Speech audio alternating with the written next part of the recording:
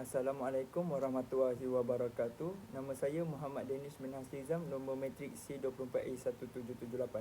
Hari ini saya akan menceritakan kisah dongeng iaitu Puteri Gunung Ledang. Puteri Gunung Ledang ialah sebuah kisah legenda Melayu yang terkenal tentang seorang puteri jelita dan sakti yang tinggal di puncak Gunung Ledang. Keindahan dan kemasyhurannya menarik perhatian Sultan Melaka iaitu Sultan Mahmud Shah yang berhasrat untuk memperisterikannya demi kemegahan dan kekuasaan kerajaan. Namun, Puteri Gunung Ledang tidak mudah menerima pinangannya tersebut. Bagi menguji keikhlasan dan menolak lamaran secara berhemah dan secara halus, Baginda mengenakan 7 syarat yang amat sukar dan mustahil untuk dipenuhi. Antaranya, jambatan emas dan perak dari Melaka ke Gunung Ledang serta semangkuk darah putera Sultan sendiri. Walaupun Sultan hampir berjaya memenuhi semua syarat baginda, akhirnya beliau mengalah apabila tiba syarat terakhir kerana tidak sanggup mengorbankan anaknya. Puteri Gunung Ledang pun kekal di gunung, melambangkan bahawa kebijaksanaan, kasih sayang dan nilai kemanusiaan lebih penting daripada kuasa dan kemewahan. Cerita ini diubah dengan Puteri Gunung Ledang ialah seorang puteri jelita dan bijaksana yang tinggal di puncak Gunung Ledang. Sultan Melaka iaitu Sultan Mahmud Shah tertarik dengan puteri bukan sahaja dengan kecantikannya tetapi juga kebijaksanaan dan kemuliaan hatinya. Lalu berhasrat untuk meminangnya. Puteri Gunung Ledang juga menetapkan 7 syarat sebagai ujian keikhlasan dan kebijaksanaan Sultan. Syarat-syarat itu sukar dipenuhi, termasuk jambatan emas dan perak serta pelbagai bahan yang mustahil. Sultan menghadapi konflik dalaman kerana syarat terakhir meminta semangkuk darah puteranya.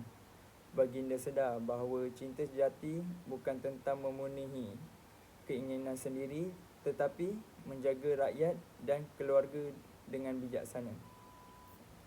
Melihat keikhlasan Sultan, Puteri Gunung Ledang tersentuh dan bersetuju menikahi baginda. Mereka disatukan dalam perkahwinan yang sederhana tetapi penuh makna. Memerintah Melaka dengan adil, menjadikan negeri aman dan makmur. Kisah ini mengajar bahawa keikhlasan, kebijaksanaan dan cinta sejati mampu menyatukan dua dunia yang berbeza. Perkahwinan Sultan Mahmud Shah dan Puteri Gunung Ledang bukan sahaja menyatukan dua hati tetapi juga membawa kesejahteraan kepada rakyat Melaka. Puteri Gunung Ledang menggunakan kebijaksanaannya dan ilmu untuk menasihati Sultan dalam setiap keputusan pentadbiran, memastikan undang-undang ditegakkan dengan adil dan rakyat hidup sejahtera.